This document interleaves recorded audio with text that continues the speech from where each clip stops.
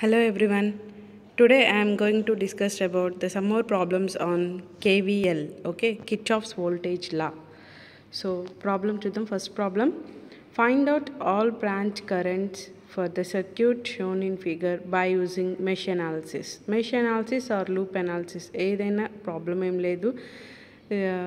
Name అనేది mesh అన్న loop అన్న మ్యాక్సిమం మనకి సేమే వస్తుంది. Okay, so by using mesh analysis అన్న లేదంటే బై యూజింగ్ కేవీఎల్ అన్న మనకి ఒకటే ప్యాటర్న్ ఉంటుంది. Okay, so don't bother about this mesh analysis. Okay, by using KVL. Okay,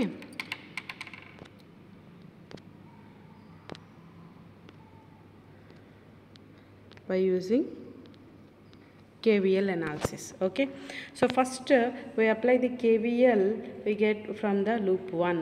So see here in the circuit మనకి సర్క్యూట్ ఇచ్చారు. ఈ సర్క్యూట్లో 100 volts సప్లై అనేది ఈ సర్క్యూట్కి మనం అప్లై చేస్తాం. సో హియర్ 5 ohms రెసిస్టర్ అనేది ప్లేస్ అయి ఉంది సిరీస్లో 100 voltsకి, and then parallel to 10 ohms and then 15 ohms, 20 ohms and 25 ohms, 30 ohms are connected in a similar manner, series parallel combination. Okay, so ఇప్పుడు ఈ సర్క్యూట్ని మనం బై యూజింగ్ కేవీఎల్ అప్లై చేసి ఎలా సాల్వ్ చేస్తాం. ఓకే, ఫస్ట్ మనం సర్క్యూట్ తీసుకుందాం. ఆ సర్క్యూట్స్లో లూప్ అనేది ఫ్రేమ్ చేయాలి. సో ఫస్ట్ క్లోజ్డ్ పాత్ అనేది మనకి ఇక్కడ క్లోజ్డ్ పాత్ ఉంది కాబట్టి దీన్ని ఒక క్లోజ్డ్ పాత్గా దీన్ని లూప్ 1 అని తీసుకున్నాం. And next here we can take the loop 2 and next we can take the loop 3. Okay, in the circuit 3 loops are formed. Okay, so 3 closed paths ఉన్నాయి కాబట్టి 3 loops currents అనేవి మనం తీసుకున్నాం. That's current are I1, I2 and I3. Okay, loop currents అయినా తీసుకోవచ్చు, లేదు అంటే ఇక్కడ I1 కరెంట్ అయినా ఫ్లో అవుతుంది and that can be divided into 2 currents. See here I2, wait minute,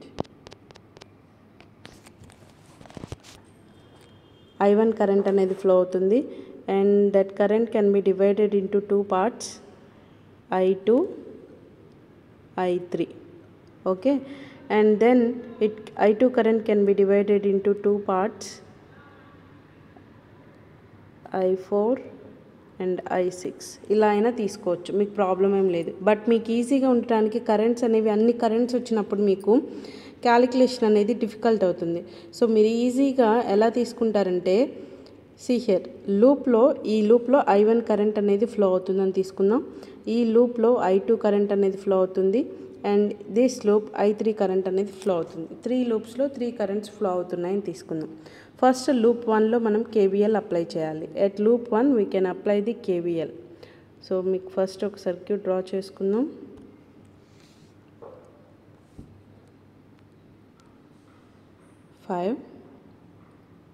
so నేను ఇక్కడ సింపుల్ క్యాలిక్యులేషన్ కోసం ఓమ్స్ అనేది ప్లేస్ చేయట్లేదు, ఓన్లీ నెంబర్ మాత్రమే వేస్తున్నాను. 20, 25, 30. okay, this is the circuit and here the applied voltage is 100.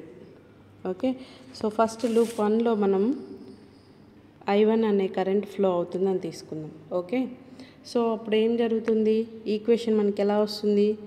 So first 5 ohms resistor దగ్గర తీసుకుందాం. 5 into I1 plus next 10 ohms resistor. ఈ 10 ohms రెసిస్టర్ అనేది I2 అండ్ అలాగే I1 ఈ బోత్ రెండు సర్క్యూట్స్కి కామన్గా కనెక్ట్ అయి ఉంది. సో రిజల్టెంట్ మనకి ఇక్కడ ఏమవుతుంది, దీని యొక్క డిఫరెన్స్ అనేది 10 ohmsలో ఫ్లో అవుతుంది. So 10 into I1 minus I2. ఎందుకు I1 మైనస్ I2 అనేది తీసుకున్నాం, I2 మైనస్ I1 అని ఎందుకు తీసుకోలేదు అంటే ఫస్ట్ మనం ఇక్కడ లూప్లో I1 అనే కరెంట్ ఫ్లో అవుతుంది అని తీసుకున్నాం. సో మనం తీసుకున్న direction positive direction. Okay, so positive to negative. So ఇక్కడ ఏం జరుగుతుందంటే మనకి 10 kilo ohms దగ్గర పైనుంచి కిందికి కరెంట్ డైరెక్షన్ అనేది ఇలా వస్తుంది, అంతే కదా.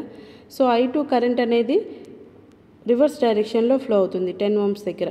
సో మనం ఏదైతే లూప్ కన్సిడర్ చేసుకుంటున్నామో that's the loop direction is the positive direction, is clockwise direction అని తీసుకుంటాం. So another anticlockwise కాబట్టి ఆటోమేటిక్గా నెగిటివ్ అనేది వస్తుంది. So I1 is equal to at 10 ohms the current flowing in the 10 ohms resistor is I1 minus I2. ఎందుకంటే రెండు ఆపోజిట్గా flow అవుతున్నాయి. I1 అనేది కరెంట్ ఫ్లో అవుతుంది అండ్ I1 అనేది ఒక డైరెక్షన్లో ఫ్లో అవుతుంది, అనదర్ డైరెక్షన్లో I2 అనేది యాంటీ క్లాక్ వైజ్లో ఫ్లో అవుతుంది. కాబట్టి సో ఆ రెండింటి యొక్క డిఫరెన్స్ అనేది మనకి 10 కిలో ఓమ్స్లో ఫ్లో అవుతుంది. సో దాన్ని మనం ఎట్లా రిప్రజెంట్ చేసామంటే 10 into I1 minus I2. Okay, and then this current direction becomes to touch the negative value of the voltage. So minus 100 equal to 0. Okay, this is the first loop 1 equation. At loop 1 the equation becomes, once again I will tell you. So here, see here, in the first loop 2 resistors are connected, 5 ohms resistor and 10 ohms resistor. 5 ohms resistor మనం ఈ circuit ఈ లూప్లో I1 అనే current flow అవుతుందని తీసుకుందాం.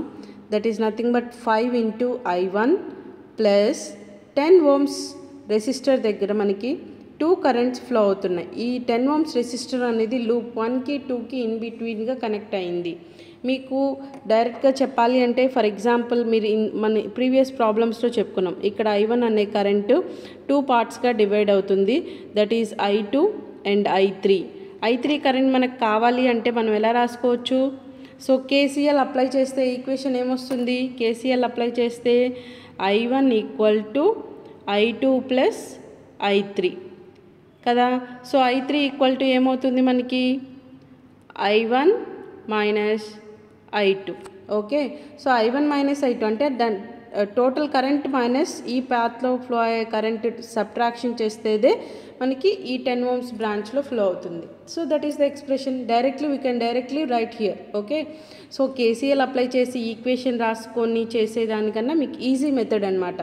10 ohms in between 2 లూప్స్కి మిడిల్లో connect అయి ఉంటే మనం ఏ లూప్ అయితే ఇప్పుడు లూప్ 1 బేస్ చేసుకుంటున్నాం, లూప్ 1లో I1 కరెంట్ పాజిటివ్ డైరెక్షన్ కాబట్టి ఆటోమేటిక్గా I2 కరెంట్ దానికి రివర్స్లో ఉంది కాబట్టి I2 వాల్యూ అనేది నెగిటివ్ అవుతుంది. Okay, so that's why we can write the I1 minus I2. Okay, so and the voltage source we can write the minus 100, that is equal to 0.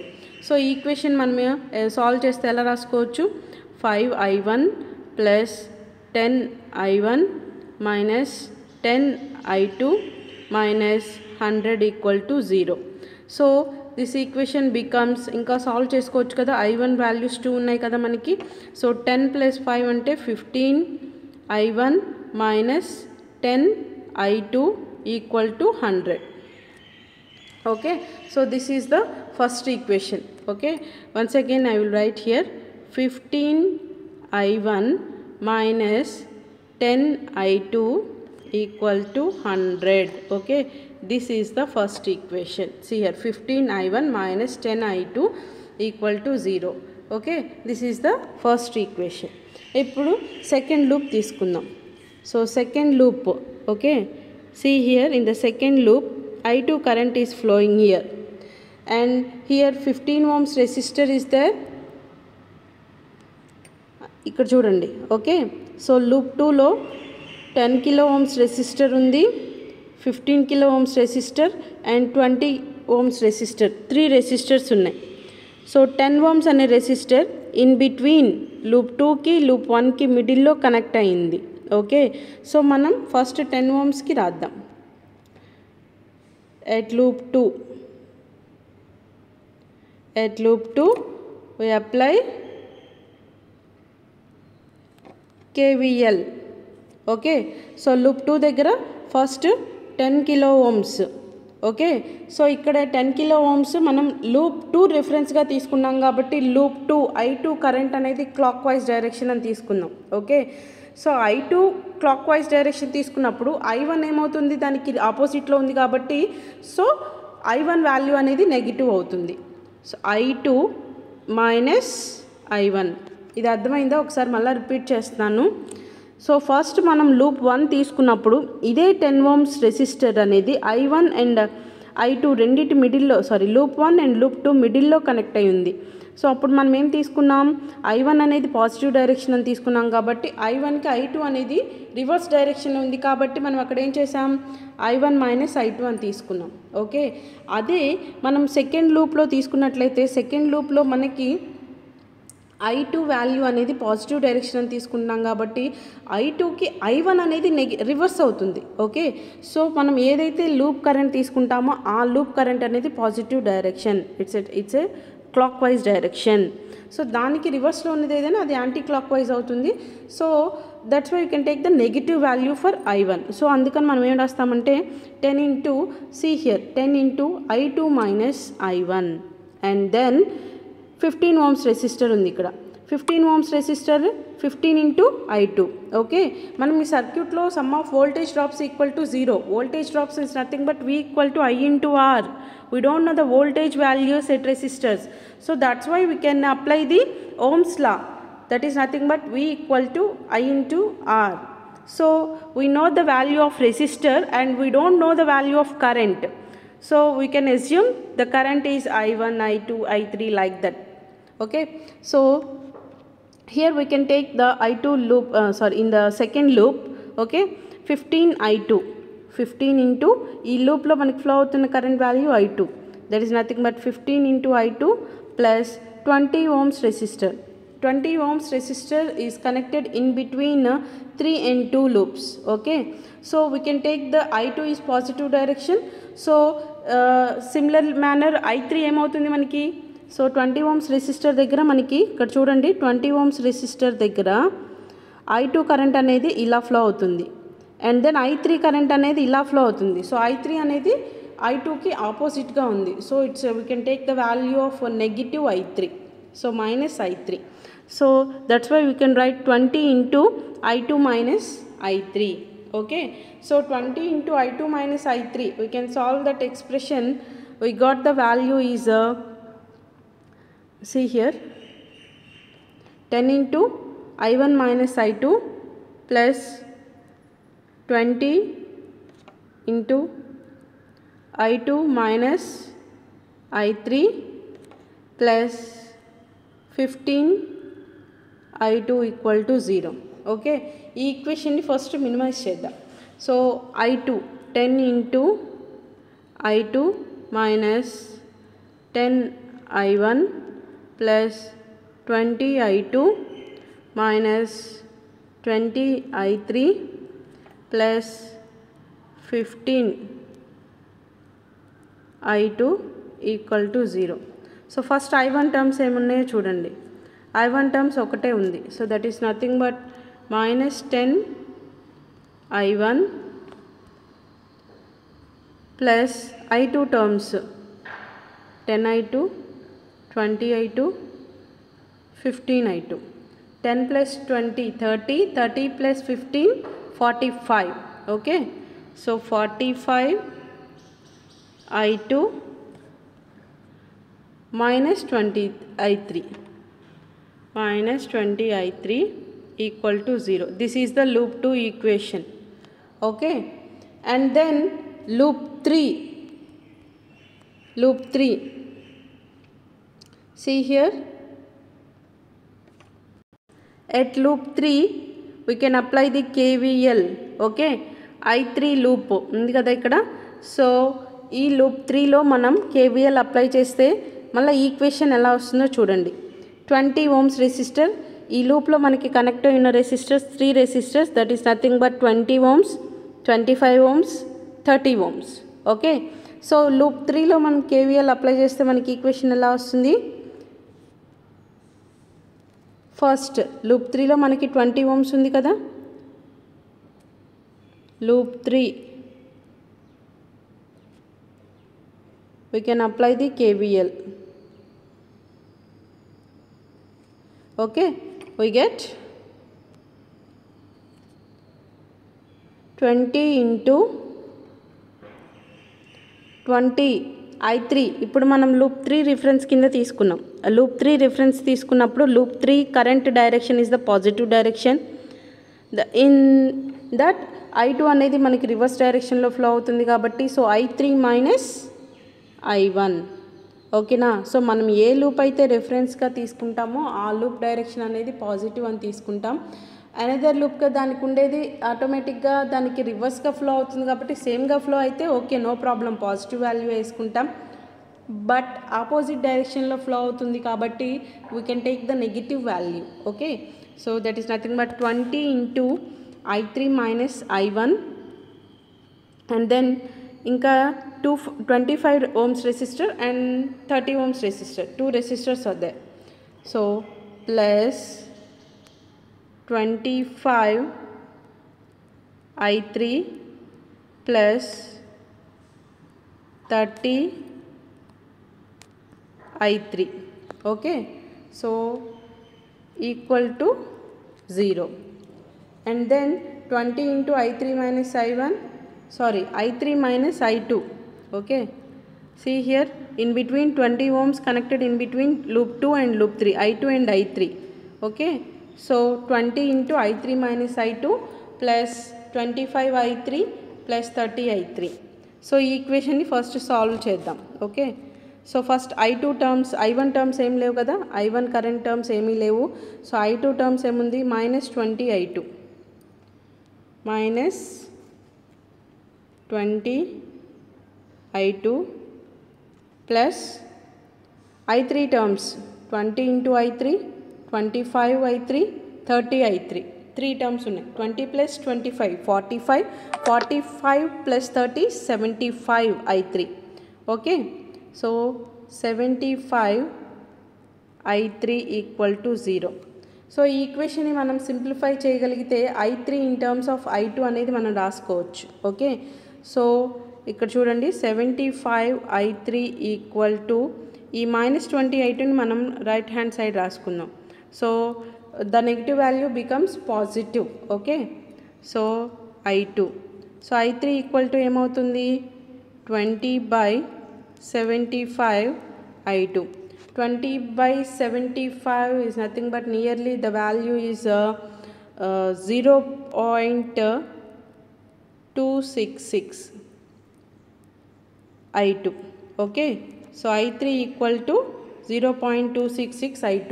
ఎందుకు ఇదంతా చేస్తున్నామంటే equation solution method అనేది మీకు క్యాల్సీలో in case కుదరకపోయినా కానీ మీరు by hand చేసుకోవచ్చు. Okay, so I3 equal to 0.26 I2. దీన్ని equation 3 అనుకోండి. Equation 3 substitute in equation 2. Equation 2లో సబ్స్టిట్యూట్ చేస్తే మనకి ఇన్ టర్మ్స్ ఆఫ్ I1 I2లో ఒక ఈక్వేషన్ వస్తుంది.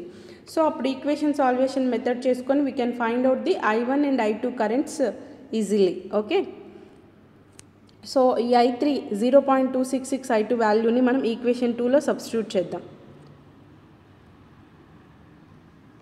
Okay, so equation 2 is nothing but minus 10 I1 plus 45 I2 minus 20 into I3 value. I3 value ఎంత, 0.266 I2.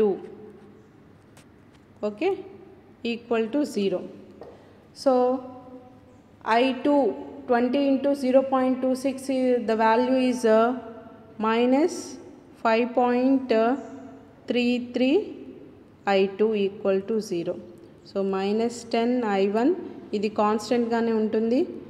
45 into I2, 20 into 0.266 into I2 multiply చేస్తే that value is 5.33 I2.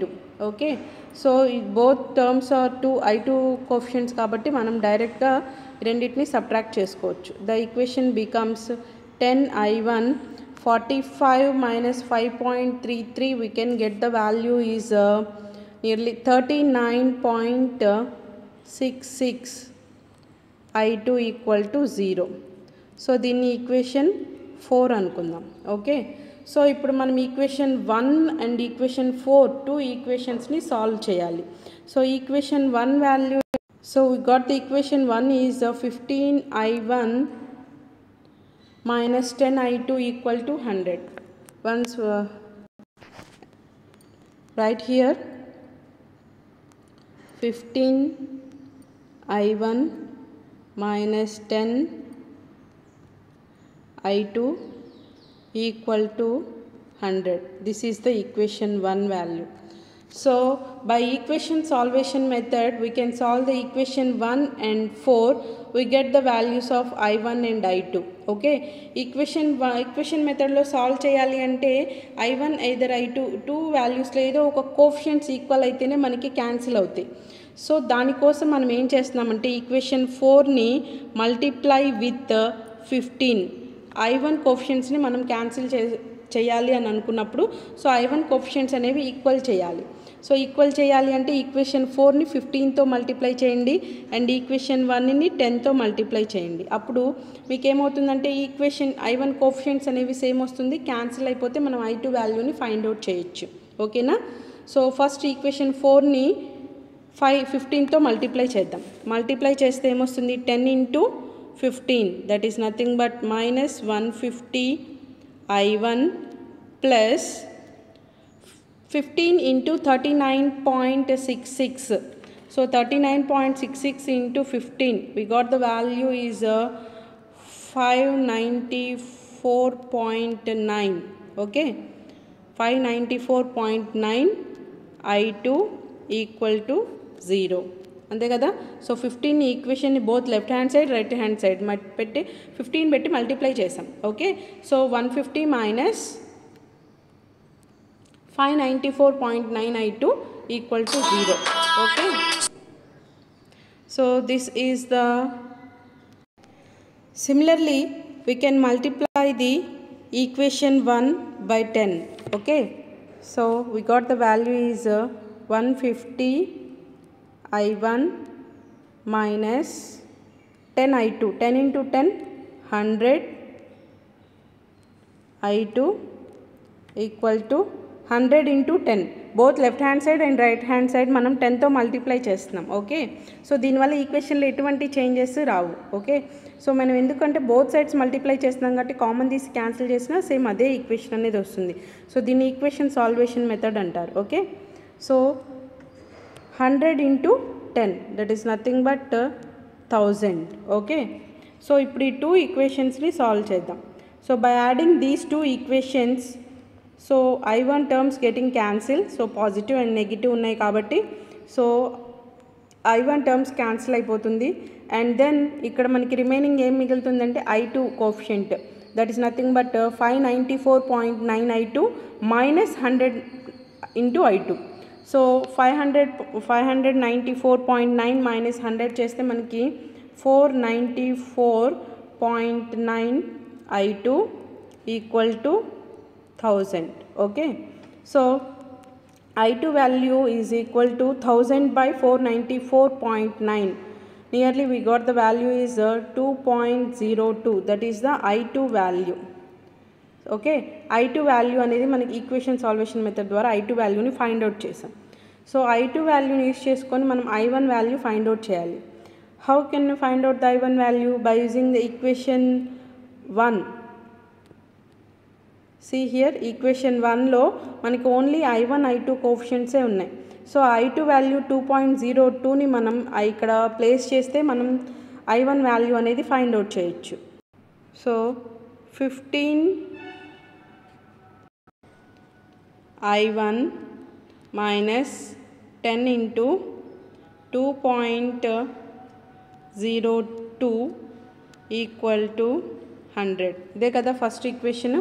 So I2 ప్లేస్లో మనం 2.02ని substitute చేసాం.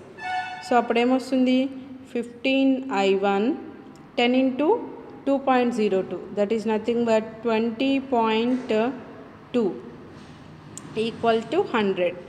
so 15 I1 equal to 100 plus 20.2. so that is nothing but 120.2.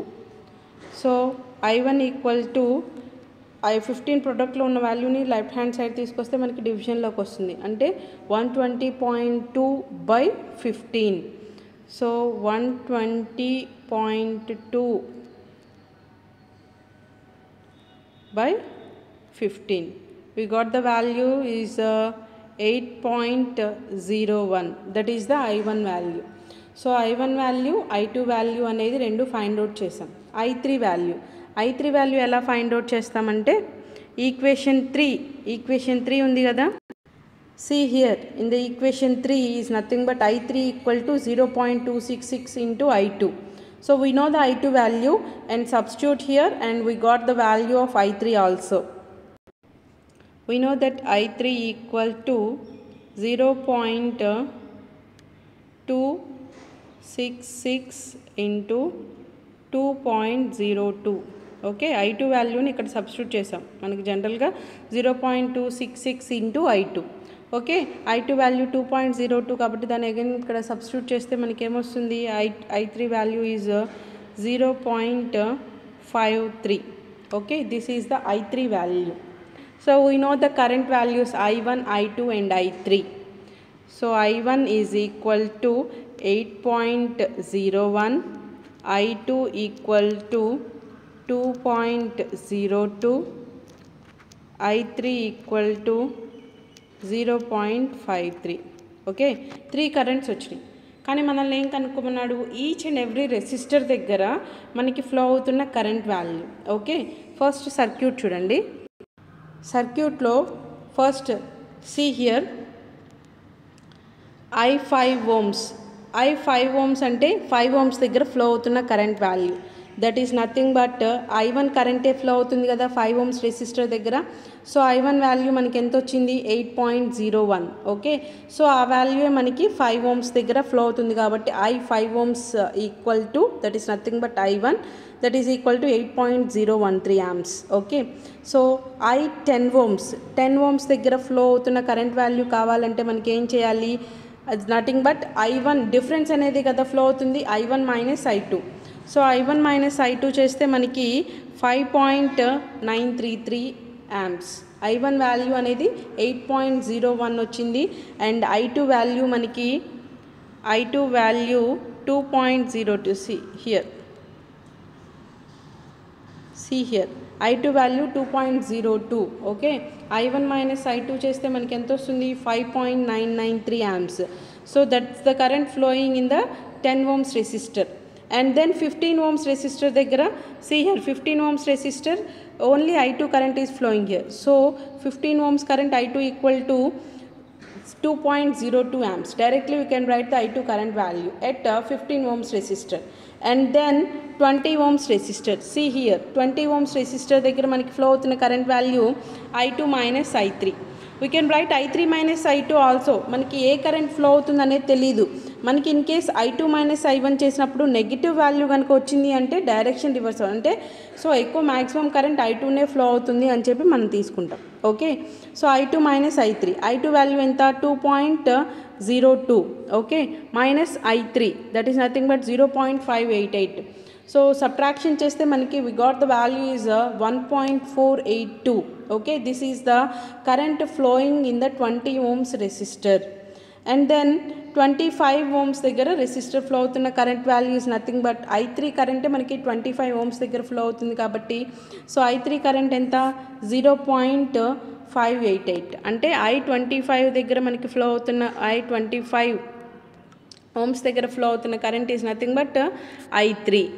Okay, so ఇక్కడ మీరు గమనించినట్టయితే 30 ohms resistor కూడా మనకి సిరీస్లోనే ఉంది అండ్ దట్ టు అది ఏ లూప్కి కూడా కనెక్ట్ అయ్యలేదు. సో I3 కరెంట్ అనేది 30 ohms రెసిస్టర్లో కూడా ఫ్లో అవుతుంది. So I30 ohms current also equal to I3. So see here. Okay, so I25 equal to I30 ohms equal to I3 current that is nothing but 0.538 amps. Okay, so మనం ఇండివిజువల్గా branch ప్రతి ఒక్క resistor దగ్గర current value find out చేసాం. ఇదే method మనం by using KVL అనేది use చేయకుండా రెసిస్టెన్స్ సాల్వేషన్ మెథడ్లో అయినా చేసుకోవచ్చు, ప్రాబ్లం లేదు. రెసిస్టెన్స్ సాల్వేషన్ మెథడ్లో మీరు కనుక చేసుకోవాలంటే ఇంకా ప్రాబ్లం అనేది బాగా డిఫికల్ట్ అయిపోతుంది. సో ఫస్ట్ 2 రెసిస్టర్స్ సిరీస్లో ఉన్నాయి and then parallel connection and then series and then parallel and then series. So ఈ కాంబినేషన్స్ అన్నీ వేసుకొని సింగిల్ రెసిస్టెన్స్ ఫామ్లోకి తీసుకొచ్చిన తర్వాత టోటల్ కరెంట్ కనుక్కొని మళ్ళీ ఈచ్ అండ్ ఎవ్రీ పాయింట్ దగ్గర మీరు కరెంట్ డివిజన్ అనేది అప్లై చేసుకోవాలి. So this is the easiest method to find out the currents in each and every branch. 3 loops మీకు ఈ క్యాలిక్యులేషన్ ఈ ప్రొసీజర్ ఏదైతే ఉందో ఈక్వేషన్ సాల్వేషన్ మెథడ్ అనేది మీరు క్యాలిక్యులేటర్లో కనుక చేసుకున్నట్లయితే క్యాలిక్యులేటర్లో డైరెక్ట్గా we can enter the equation values and then we can find out easily the current values I1 I2 I3 values 3 current values డైరెక్ట్గా ఫైండ్ అవుట్ చేయొచ్చు. ఈక్వేషన్ సాల్వేషన్ మెథడ్ చేయకపోయినా ప్రాబ్లం లేదు. ఓకే, కానీ అవైలబిలిటీలో లేనప్పుడు మీరు ఈక్వేషన్ సాల్వేషన్ మెథడ్ కనుక కూడా ఈజీగా కూడా చేసుకొని ఈ విధంగా మీరు కరెంట్ వాల్యూస్ అనేవి ఫైండ్ అవుట్ చేయొచ్చు. బై యూజింగ్ KVL అని కంపల్సరీ క్వశ్చన్ అడిగినప్పుడు మీరు రెసిస్టెన్స్ సిరీస్ ప్యారలల్ కాంబినేషన్ వేస్తే మీకు క్యాలిక్యులేషన్ కరెక్ట్గా ఉండదు. బై యూజింగ్ KVL అని అడిగినప్పుడు మనం ఆ ప్రొసీజర్ ప్రకారంగానే చేయాలి. KVL అంటే లూప్స్ తీసుకోవాలి, ఫస్ట్ లూప్స్ ఫ్రేమ్ చేసుకోవాలి, లూప్ ఈక్వేషన్స్ రాసుకోవాలి, ఆ ఈక్వేషన్స్ని సాల్వ్ చేసి we can find out the current values. Okay, this is the procedure to find out the currents in by using the KVL, Kirchhoff's voltage law method. Okay, thank you.